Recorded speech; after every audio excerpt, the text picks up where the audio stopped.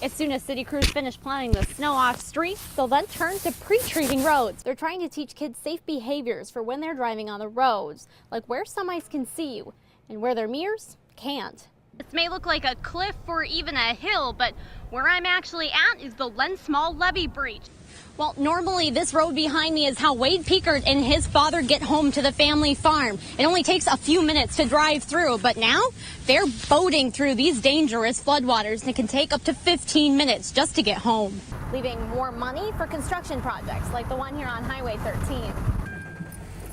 Illinois State Police say it won't be long until you see them in your rearview mirror. These urinals aren't even functional. You can't flush. If you want to smoke, you won't just have to walk outside. You may actually have to cross the street. The pair patrol the streets every day, and already Crush is seeing big success as a Johnston City police officer making a drug bust on his very first day. People coming into the pantry also get milk and eggs, making sure all the food groups are hit. Hello, this is Scott. Scott Sloan's phone hasn't stopped ringing since Tuesday. There's no time for breaks for the pastor at Elkville First Baptist Church as he coordinates the tornado cleanup around the county, checking in with cleanup crews and police.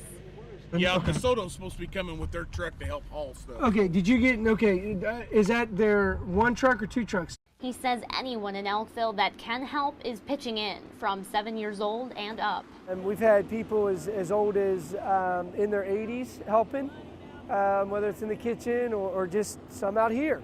His church is helping take donations, collect supplies, and make meals for victims and the cleanup crews. I'll take all those lunches over there because I need to check on the groups over there. Okay. So that's where I'll need about. So how many do you think we need here? So I need 35 to go in those two locations. They're packing up and sending out more than 100 bag lunches for volunteers and tornado victims, not just here in Elkville, but all around Jackson County. We just came in this morning, going to work today and tomorrow. Tim Hayes is out volunteering with a crew from Salem. He says they brought equipment out to help with whatever homeowners need. Pick it up and move it wherever they want it, load it up or pile it to be burned or whatever's needed. In the days since the tornado, Sloan says it's bringing them together as one community and family. In Elkville, Illinois, Rachael Krause, WPSD, Local 6. It's in a condition where we're concerned. Franklin County's courthouse is historic, but deteriorating. You know, everything on the building is just old. County Board member David Ray says his great-great-grandfather helped build it in 1875, but it's worn out. The wiring is bad. The plumbing is bad. I could just go on and on. Even the door handles, you know. Ray says the courthouse is having problems from the ceiling all the way down to the basement, and it's gotten to the point where the historic building is having safety issues. It could collapse. I'm not going to say the whole building would go at one time, but this area could collapse. Does it make you a little nervous? A little. Oh, you get my age, you've lived a good life. What difference does it make? It's at the point where they're asking taxpayers to fund building a new courthouse through a proposed 1% sales tax. It's an old building, you know. It's wore out.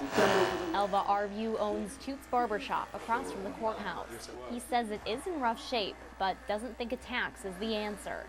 I don't really think that the people in the area can afford any more taxes. We've outlived it. Ray says he doesn't want to see it go. Kind of sad, but they can't use it long term.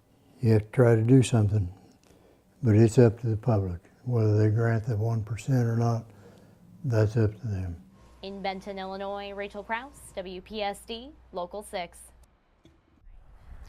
I think I took a direct hit. This is all that remains of Debbie Sullivan's home. Last night's tornado ripped through it, pulling away big parts of it while she and others took shelter. We were in the basement. It collapsed the house all around us, and I think we were very fortunate to get out. There was 5 of us down there. Even with the remains of her home spread out along the highway in parts of town, Sullivan says she and everyone in the basement last night are grateful to be here to see another day. We had some bruises, that's basically it. We had no stitches, no broken bones, so I feel like we really dodged a bullet.